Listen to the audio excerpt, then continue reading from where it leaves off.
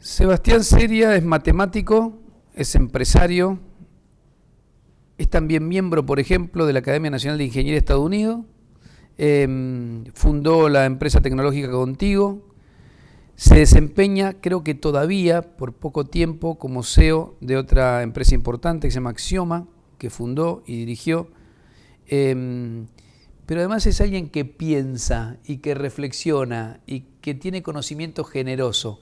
Eso decía Borges de Macedonio Fernández, que era alguien de conocimiento generoso. Así que para mí es un gusto hablar contigo. Un gusto estar acá, muchas gracias. Para aclarar, es hasta el día viernes, es mi último día de trabajo.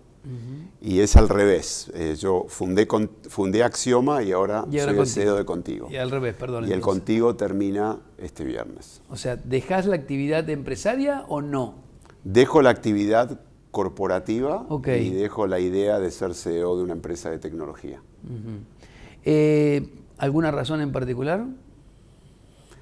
Bueno, creo que hay etapas en la vida y siempre a mí me gustó tratar de mover el amperímetro.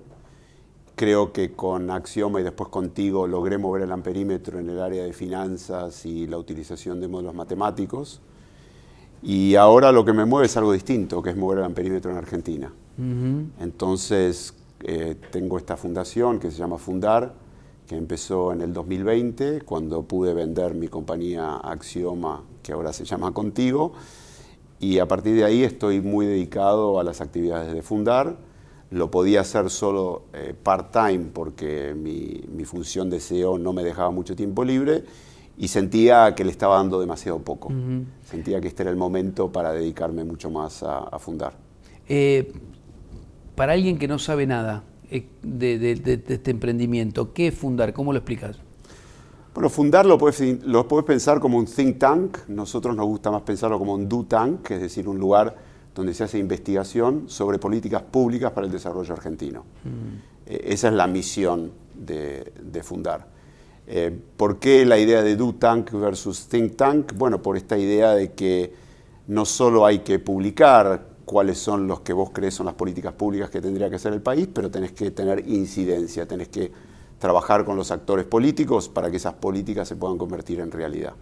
Entonces esta idea de no quedarnos solo en el paper, en el trabajo escrito, sino también trabajar con los decisores para convertirlo en una cosa concreta. Vos sos producto de la Universidad Pública en Argentina, sos muy consciente de eso porque, bueno, entre otras cosas, tu nombre empezó a sonar, por lo menos a mí, cuando vi que participabas de la creación del edificio Infinito en Ciencias Exactas. Yo no sé si lo expresaste así, pero era una forma también de devolver a la Universidad Pública. Sí, no me gusta mucho la palabra devolver, me gusta más la palabra agradecer. Bien. Devolver significa que uno tiene un contrato, en el agradecimiento tiene que salirte de acá. Y a mí me pareció muy importante y bueno, esto es un poco una cultura que mamé en Estados Unidos, esta idea de que el lugar que te formó es en gran parte el responsable, el que te permitió, el que te aseguró de que después pudieras tener un éxito, ¿no? Que el éxito no viene solo de lo que uno hace, sino también de lo que uno le dieron.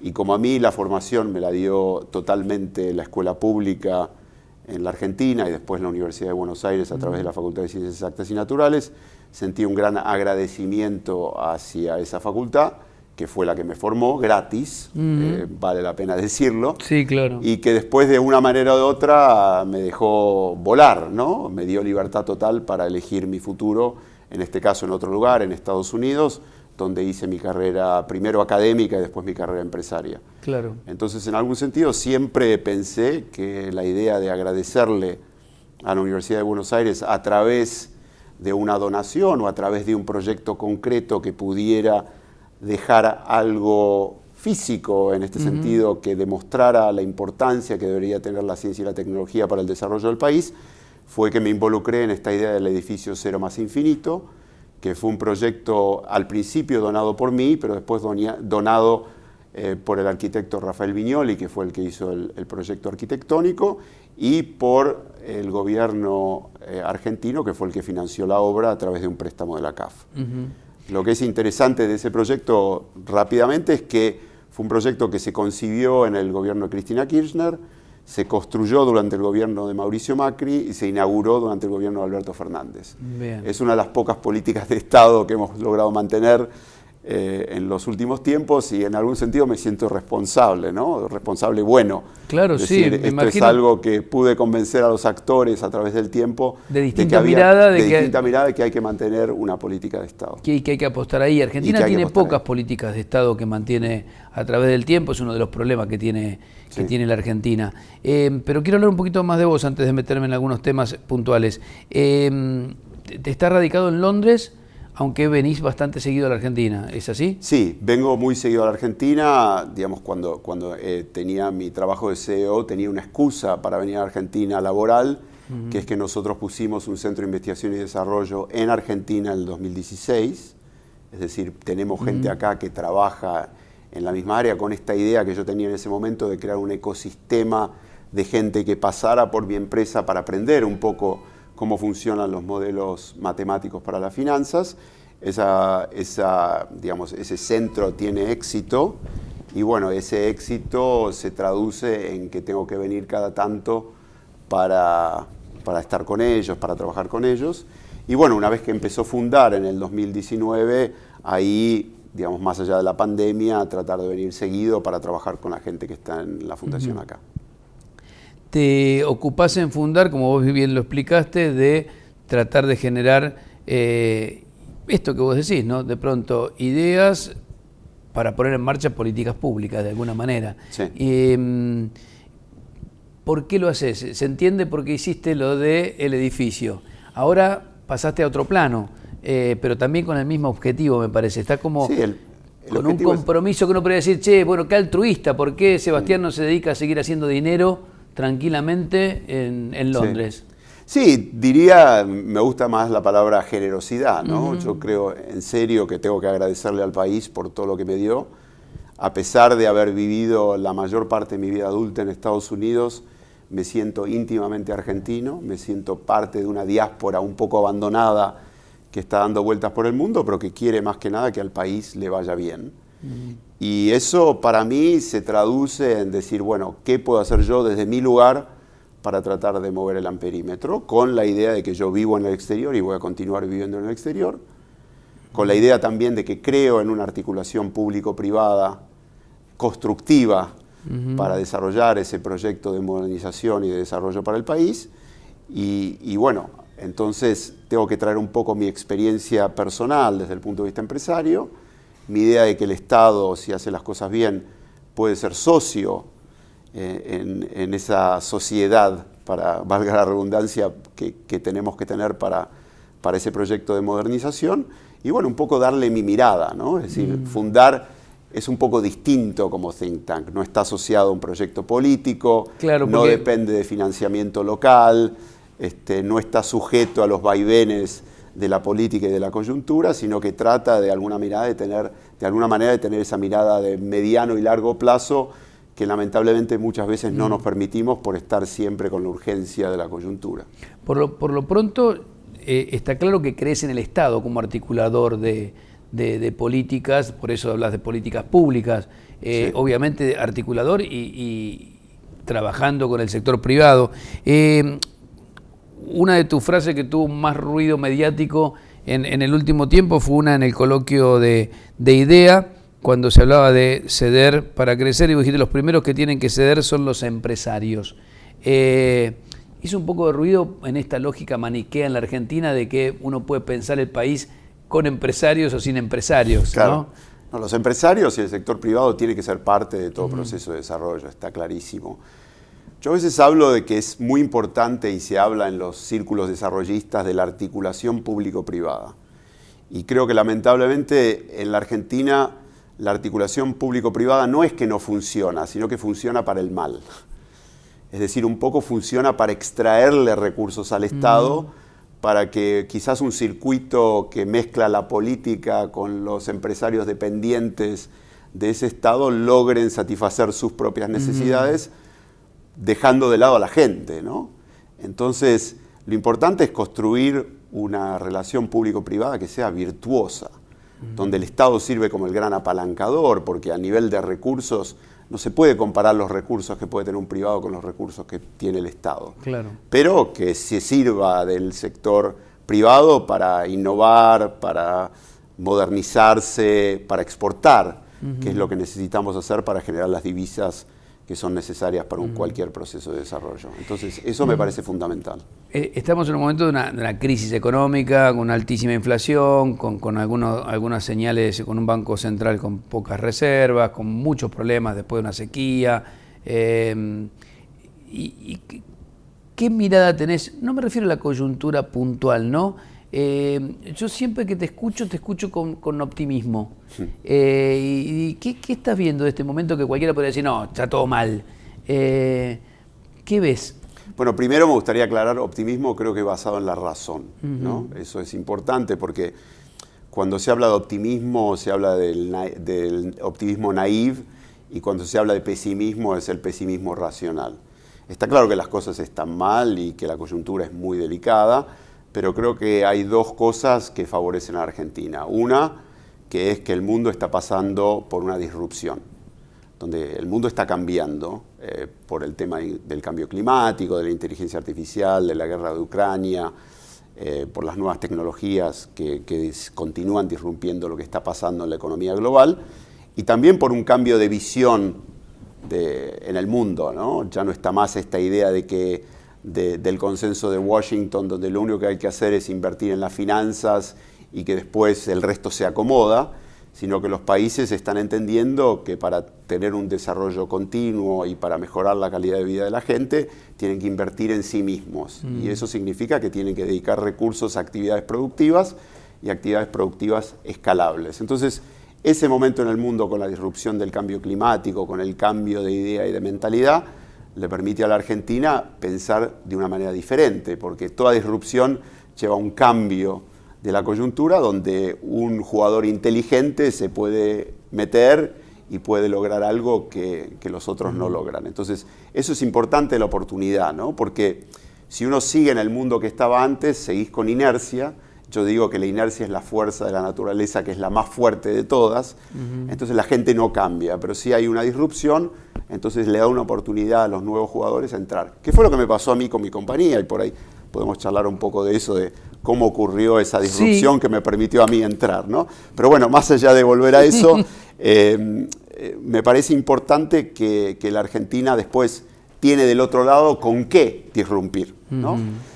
Tiene un recurso humano impresionante, tiene recursos naturales que le van a permitir generar las divisas que pueden ser aprovechadas por los recursos humanos para generar esa innovación y esa disrupción.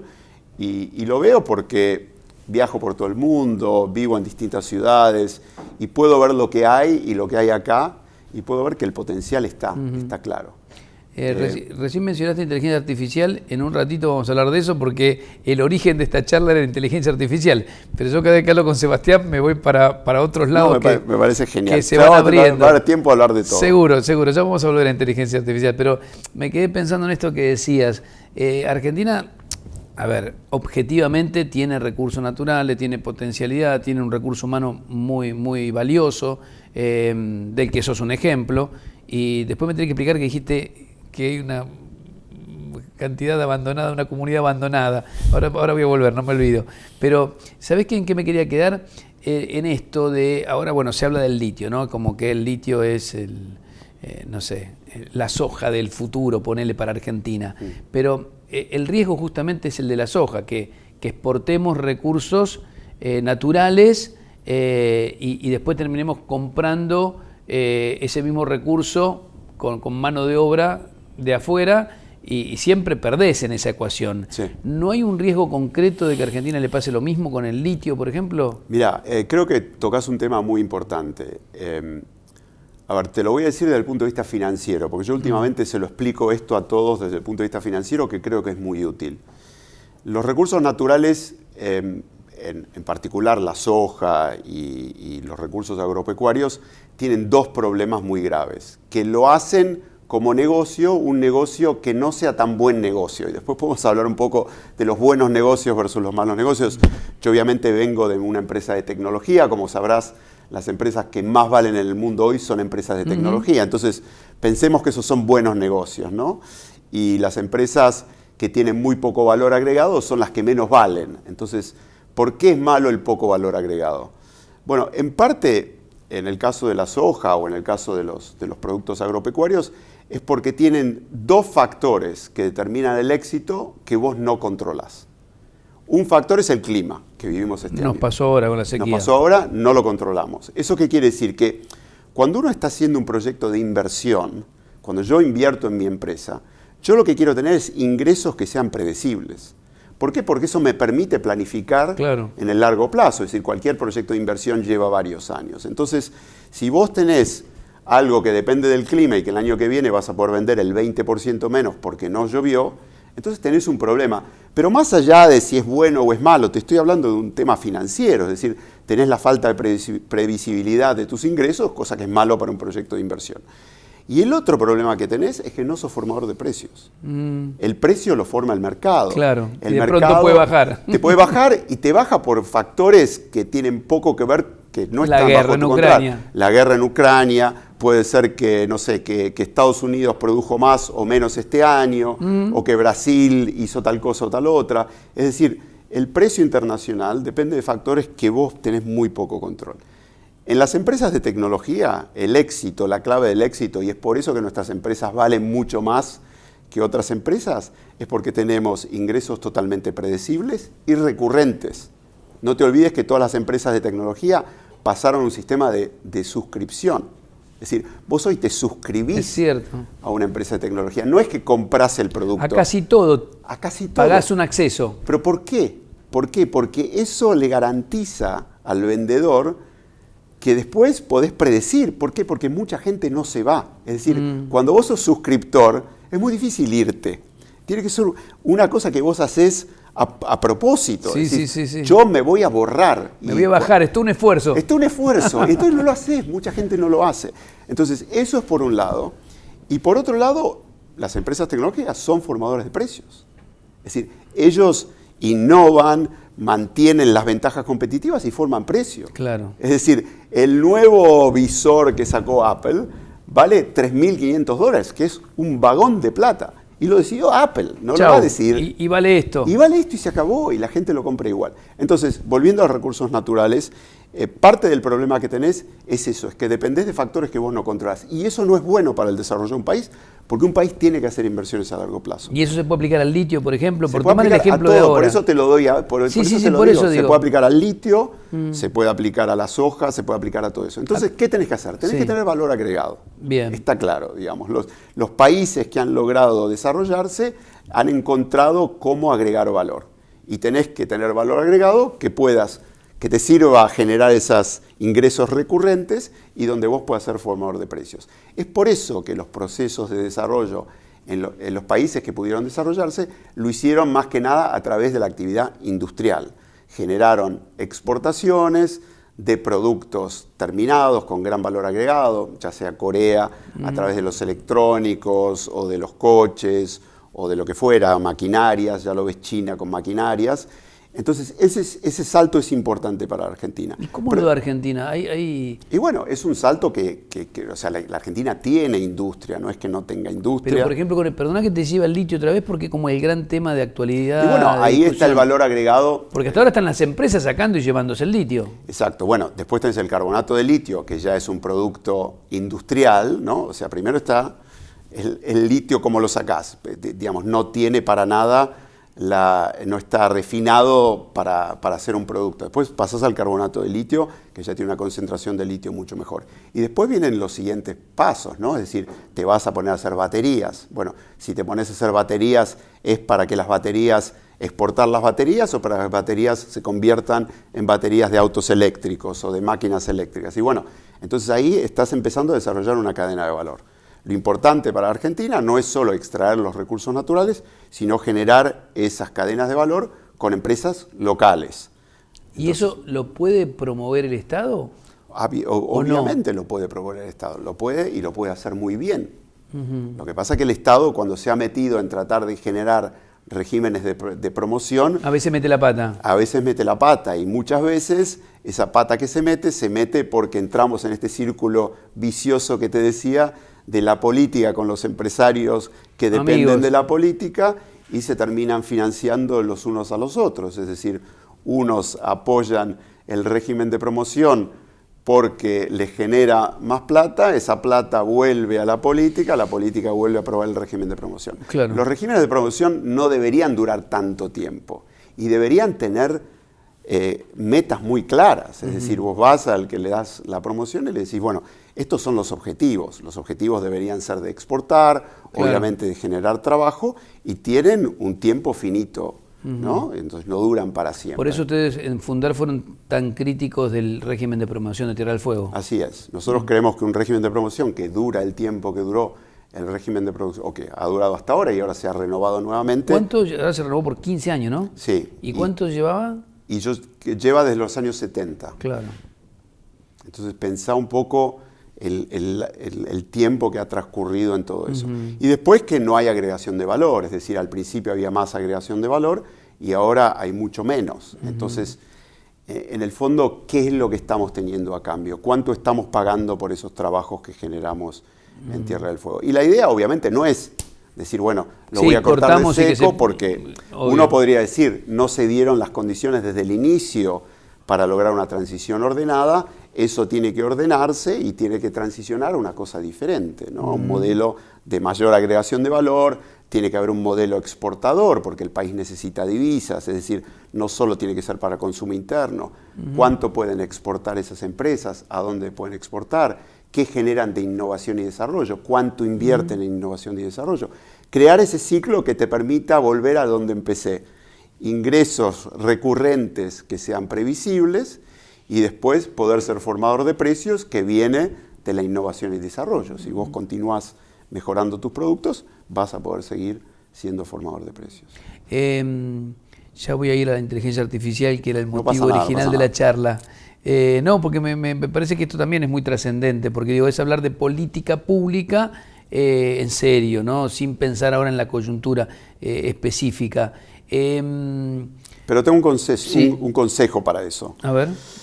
Y es el consejo que le doy a todos con los que hablo. Y hablas con muchos dirigentes políticos. Y hablo con muchos dirigentes políticos de todos lados. Obviamente la Fundación cree en la política porque hace políticas públicas. No quiere decir que nosotros no somos apolíticos, somos apartidarios. Lo que tratamos de hacer es darle nuestra mirada al líder político que se quiera acercar y hablar con nosotros. Me parece muy importante ahora que estamos hablando de un plan de estabilización, ¿no? Que estamos hablando de una situación macroeconómica complicada, con distorsiones graves que tenemos que tratar de arreglar, más allá del tema de la inflación, que obviamente se ve todos los días. Lo que nosotros le decimos a los líderes como consejo es que no piensen en la macroeconomía y el proyecto de desarrollo como dos cosas distintas, dispares y en silos. Que tampoco lo piensen en orden, que lo piensen de manera conjunta, claro. Porque una política macroeconómica tiene que estar íntimamente ligada a, ver si a una política de desarrollo. Que el plan de estabilización posible también tiene que tener un plan de desarrollo en paralelo. En paralelo, en simultáneo, donde uno alimenta al otro, ¿no? Para que puedan seguir en el tiempo y para que se pueda seguir construyendo ese proceso virtuoso que pueda durar en el tiempo. Porque si nosotros pensamos en los planes de estabilización que ocurrieron en Argentina, y hubo varios, sí. Porque varias veces tuvimos crisis, y si uno piensa en los años posteriores a los planes de estabilización, algunos duraron más y otros duraron menos, pero todos duraron algo, y durante ese algo la cosa estuvo mejor. Pero ¿qué pasó? En general se quedaron sin nafta. Claro. Y se quedaron sin nafta porque no tenían un plan de desarrollo que estaba imbrincado con el plan de estabilización. Metido con el plan de estabilización. Para garantizar que cuando vos empezás, o sea, la economía empieza, porque al principio la economía empieza a mejorar, pero bueno, los salarios están deprimidos. Después los salarios empiezan a mejorar, pero después te empiezan a faltar dólares. Bueno, ¿cómo haces para seguir generando dólares? Otra vez volvemos a lo mismo. Tenés que buscar nuevas maneras de venderle cosas al mundo. Para mí, importantísima la inserción de la Argentina en el mundo, que implica que tenemos que conocer cómo funciona el mundo. Yo digo que el problema que tenemos en Argentina muchas veces es que somos o de cabotaje, es decir, nos miramos el ombligo, o somos turistas. Creemos que conocemos el mundo porque vamos a Miami. Y eso no pasa por ahí. Entonces, es importante saber qué es lo que uno le va a vender al mundo. Nosotros lo llamamos en Fundar la pregunta japonesa. A ver, desarrollalo. La pregunta japonesa, me van a matar en Fundar porque les estoy, ¿viste? No importa. Les estoy sacando todas las cosas que vamos a hacer después. No, aparentemente la historia es contada por Heyman, que es uno de los macroeconomistas más prestigiosos de la Argentina, que participó directamente en el diseño del Plan Austral, es un académico, pero alguien que sabe mucho de macroeconomía, es que cuando estaban en el auge del Plan Austral, cuando la cosa había realmente funcionado, habían estabilizado la economía, tenían crecimiento. Por lo menos al principio parecía que todo cerraba. Por lo menos al principio parecía que todo cerraba. Vino una delegación de japoneses, y a la delegación de japoneses le hicieron toda esta exposición de que somos unos genios, mirá lo que hicimos del Plan Austral, qué bien que funciona, todo el mundo debería aprender de nuestro talento, y parece que al final de la reunión, por ahí lo voy a exagerar un poco en efecto, un japonés de atrás levanta la mano y dice, esto me parece muy bien, pero ¿qué le van a vender al mundo ustedes?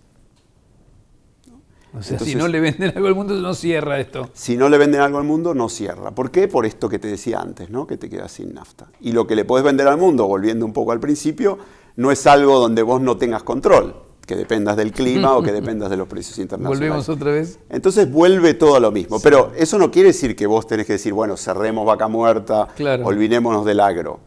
Lo que te diría el coreano Chang, que estuvo de visita. Que lo trajiste, te iba a preguntar sobre sí, eso. Lo traje Hayun Chang. Hace un mes, Hayun, te diría que cuando Corea tuvo que hacer su proceso de desarrollo, lo hizo sobre las espaldas de los trabajadores. Él dice que los que sufrieron, sangre, sudor y lágrimas, vino de los trabajadores. Y él dice que la Argentina tiene una gran ventaja, que es que tiene los recursos naturales. Entonces, los recursos naturales te pueden servir de fuente. Viste que cuando el otro día traté de prender un fuego haciendo un asado y no te sale al principio, y yo le digo, pero yo no entiendo cómo hacen esto. En Inglaterra compro esas pastillitas, ¿viste? Claro, claro. Que las pones ahí, y que se prenden perfecto. Bueno, en algún sentido, los recursos naturales son nuestra pastillita, ¿no? Como para prender el fuego. Lo hacen mucho más fácil, no tenés que andar, ¿viste?, poniendo diarios, cosas que se apagan o por ahí que generan ceniza, sino que pones algo, en este caso los dólares generados por los recursos naturales, y eso te permite dar ese salto para la industrialización del país, para generar cosas que puedas vender en el futuro, que te generen los dólares, que te permita continuar ese proceso de desarrollo. ¿Por qué? ¿Por qué los dólares? Porque cuando uno se está desarrollando y la economía empieza a funcionar, vos no tenés todo acá. Tenés necesidad de importar máquinas que te permiten desarrollar la próxima generación.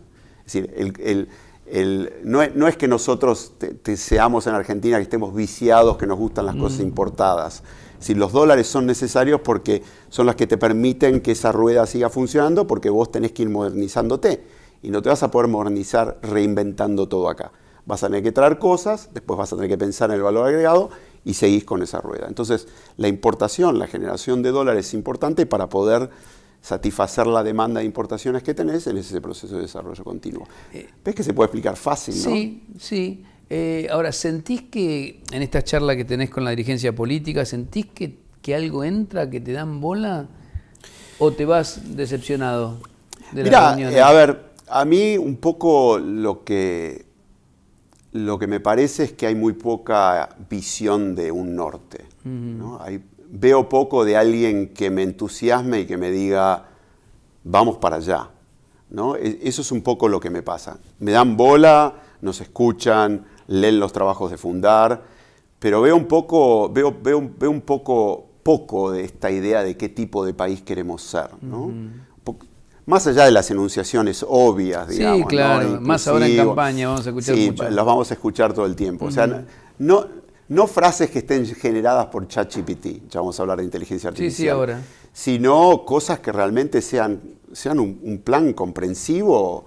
Pensar el país a futuro, ¿no? Pensar el país al futuro, cuál es nuestra respuesta a la pregunta japonesa, cuál es nuestra inserción geopolítica, cómo trabajamos con nuestros socios, con quién nos asociamos y con quién no, cómo lidiamos como país con el cambio climático. Todo este tipo de preguntas, que para mí son preguntas básicas, escucho muy poco hablar de eso, ¿no? Yo suelo decir que creo que Alberti apuntaba a eso, ¿no? Que los políticos piensan en la próxima elección y los estadistas en la próxima generación. Sí. Hay pocos estadistas, pareciera por lo pronto. Sí, pareciera que hay pocos estadistas, pero te diría también que la gente joven ya no se entusiasma más con la próxima elección. Es decir, si vos venís de tantos años de estancamiento como tiene la Argentina, los jóvenes quieren escuchar algo distinto, claro. No quieren escuchar lo mismo de antes que lleva a la continuación del estancamiento, ¿no? Entonces, me parece que esa idea de vender esperanza no se vende con eslogans, sino se vende con una idea de mundo. Se puede vender digamos. Un tiempo, pero no indefinidamente. Pero no indefinidamente. Claro. Y se habla mucho, volvemos al tema, así vamos cerrando temitas. Sí. No, te dije el tema de la comunidad abandonada, Eso ¿no? quería que me lo Sí, ampliaras. bueno. No, a mí me gusta mucho el tema de la diáspora, ¿no? Yo creo mucho, bueno, Bocco quizás es una cosa un poco egoísta, ¿no? En el sentido de que creo que los argentinos tenemos que aprovechar a los argentinos que están en el exterior. Volviendo a esa idea de Que son muchos, además. Que son muchos y algunos se siguen yendo, ¿no? Más allá de si se van más o si van menos, yo creo que no importa necesariamente esa ecuación, ni tampoco importa las razones por las que se fueron, digamos, se fueron y están ahí, y tampoco hay que decirles, me parece a mí, ¿no? Esta idea de que para cambiar el país tienen que volver. Y ahí te voy a decir una cosa que me parece muy contradictoria de este sentimiento de que para cambiar el país tenés que volver. A mí es una pregunta que me hacen muchos, ¿no? Como diciendo, bueno, está afuera, en el fondo, ¿qué le importa? Y te lo digo porque lo sentí mucho y pensé que era una gran oportunidad para traer el tema, que fue la selección argentina. Porque la selección argentina es una diáspora. Sí. Aunque esto no se hable mucho de esto, muy poca gente le pregunta a Scaloni dónde vive o le cuestiona dónde vive, ¿no? Scaloni es un genio, Sí, todos lo amamos. Sí, no, vive ahora en Mallorca. Ah, en Mallorca. Sí, vive en Mallorca. Poco nos cuestionamos de los jugadores argentinos. Sí. Los jugadores argentinos viven casi en su totalidad en el exterior. Creo que Armani es uno de los pocos que vive acá en Argentina. Y ahora están buscando a los chicos que son hijos de... Y ahora buscan a los chicos que son hijos de... Entonces, para mí, ¿qué tiene de bueno esa diáspora de los jugadores de la selección? Bueno, lo primero es que nadie les cuestiona que sean argentinos. Nadie les dice que lo que estos tipos quieren hacer es lo mejor para el país. Ellos dan la camiseta, dan el alma, o sea, lo viven, ¿no? Gritan el himno como cualquiera y son tan argentinos y se sienten tan argentinos como cualquiera.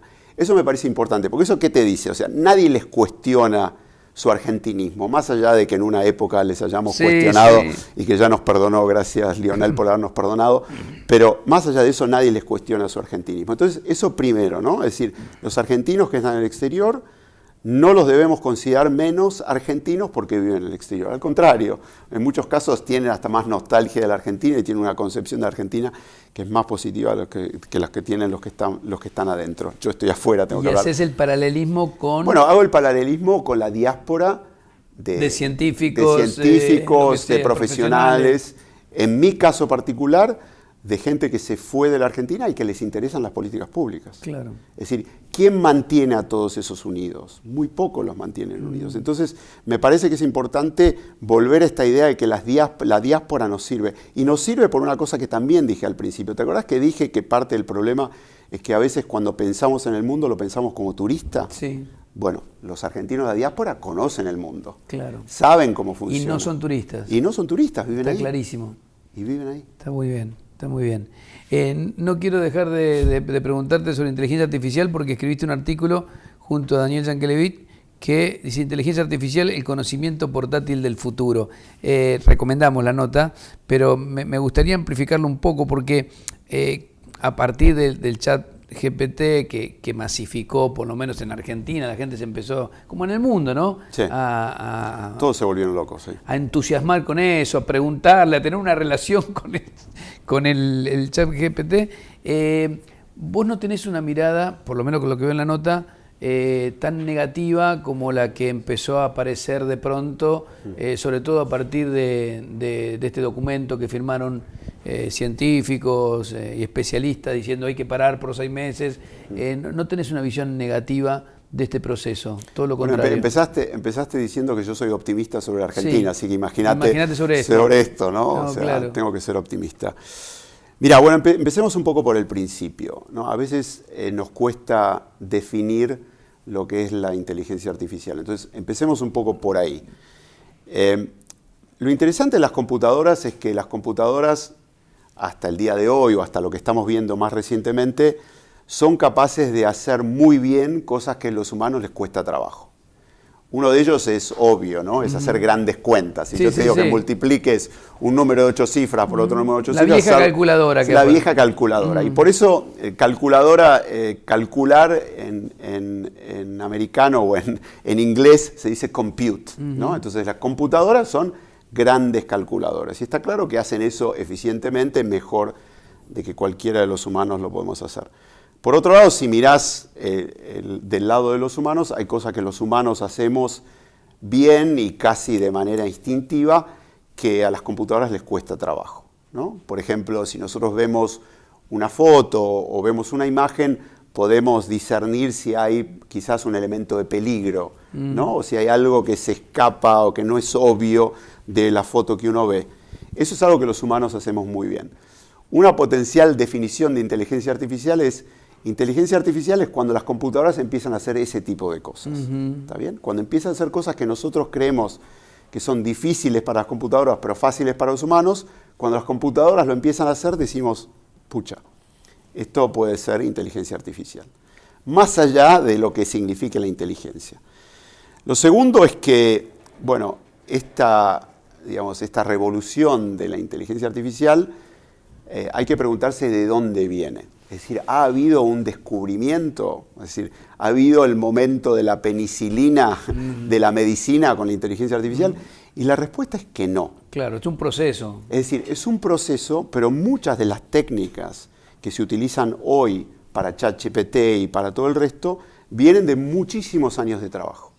Es decir, las redes neuronales, que son las redes que están abajo, el motor de la inteligencia artificial, por ejemplo, de ChatGPT, llevan años y décadas de desarrollo. Se inventó el concepto en el 1800 y en el 1970, 1980, cuando estudiaba en la facultad, se hablaba de redes neuronales, se hablaba de optimizar redes neuronales, con lo cual los conceptos son viejos. Pero ¿qué fue lo que cambió? Lo que cambió es la gran capacidad de cómputo y el gran manejo de datos. Es decir, al vos poder manejar mucho más datos de manera muchísimo más eficiente, pudiste hacer que estas redes neuronales, que antes eran chiquititas y costaba trabajo entrenarlas, ahora sean gigantes, casi un poco del tamaño del cerebro, y entrenarlas sea algo que se puede hacer con un gran poder computacional. Entonces, no es que estamos ante el descubrimiento de algo nuevo, ¿está bien? Lo que estamos es ante el poder... Eso tranquiliza un poco. Bueno, pero es importante porque creo que es importante sacar los mitos de encima. Te cuento otra historia que está relacionada con eso. Un poco lo que me pasó a mí en mi compañía es parecido. Es decir, los modelos matemáticos para las finanzas que nosotros usamos fueron inventados en el 1950. Pero cuando los algoritmos se intentaron en ese momento, llegaron a la conclusión de que no funcionaban. ¿Por qué no funcionaban? Porque, bueno, te resolvían problemitas chiquititos. Pero si vos pensás el problema de la bolsa de valores, que son problemas de miles de acciones, o pensás el problema de los bonos, que son problemas de variables que no alcanzaba. Es una cantidad de variables que no alcanzaba, ¿entendés? El poder de las computadoras de ese momento no te daba. Entonces, lo que ha habido es, al haber un enorme incremento de la capacidad de cómputo, tanto sea como la velocidad, como la posibilidad de tener procesadores paralelos, más el gran tamaño de las memorias, eso ha permitido que se redescubrieran o que se reinventaran algoritmos que vienen de hace mucho tiempo. Entonces, eso me parece importante, es decir, no ha habido algo que cambió todo, ¿no? No quiero sacarle mérito a los descubrimientos que han hecho por el camino, pero son mucho truco. Es decir, hay mucha cosa donde uno cambió el borde, pero los conceptos fundamentales vienen de hace muchísimo tiempo.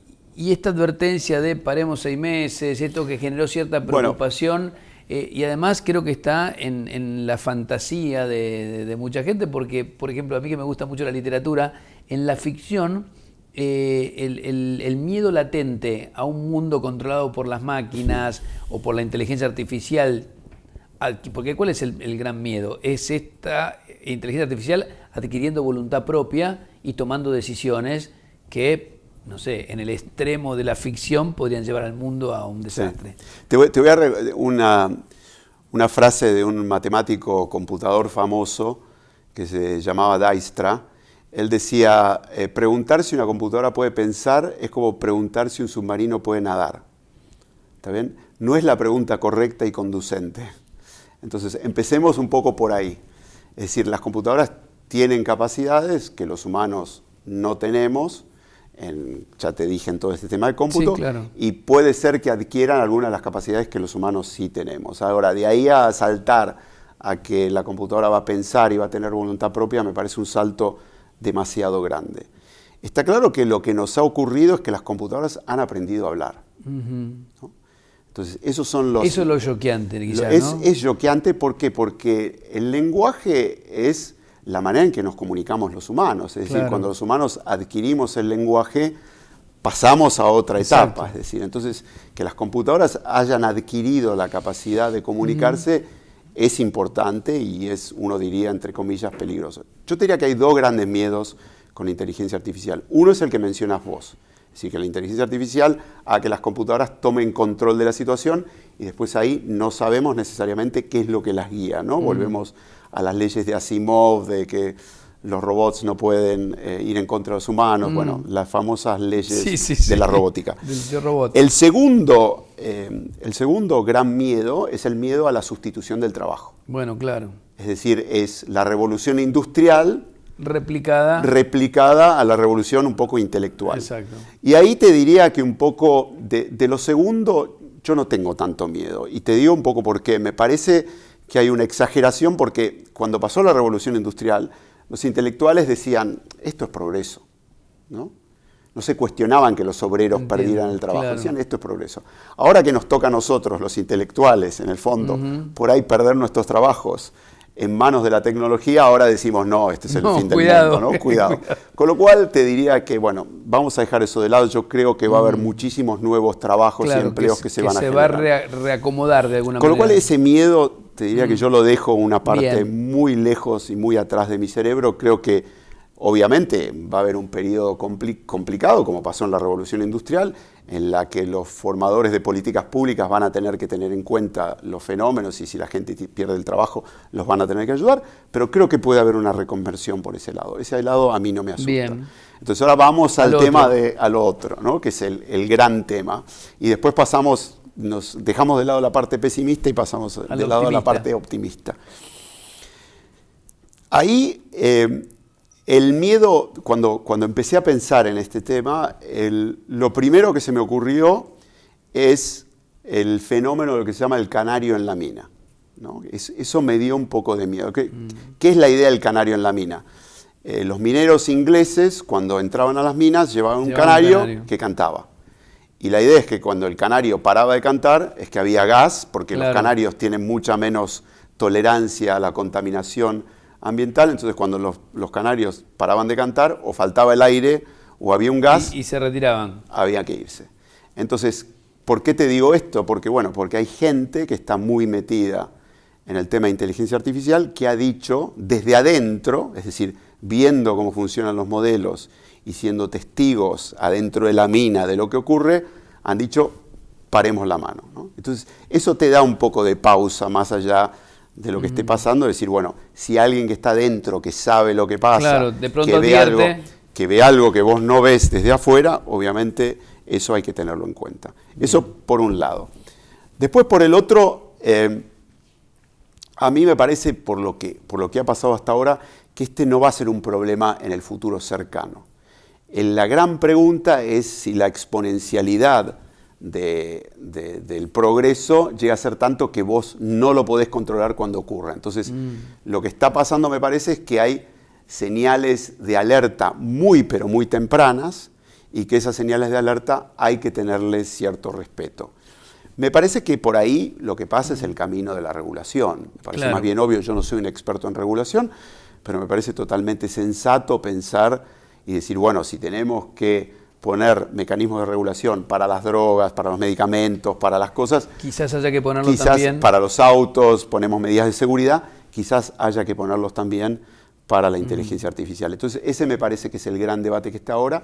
No me parece un mal debate, como yo no sé el futuro, me parece prudencial tener ese tipo de precauciones, pero no creo que esto sea algo que conduzca a la debacle. Para darle una vuelta a esta charla, vamos a tener algunas más seguro que Sebastián.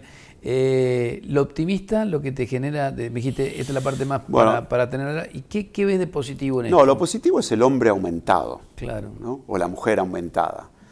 Es decir, la inteligencia artificial como complemento del cerebro humano, ayudándonos a desarrollar capacidades que hoy no tenemos. Esta idea del hombre y la máquina teniendo una sociedad y complementándose.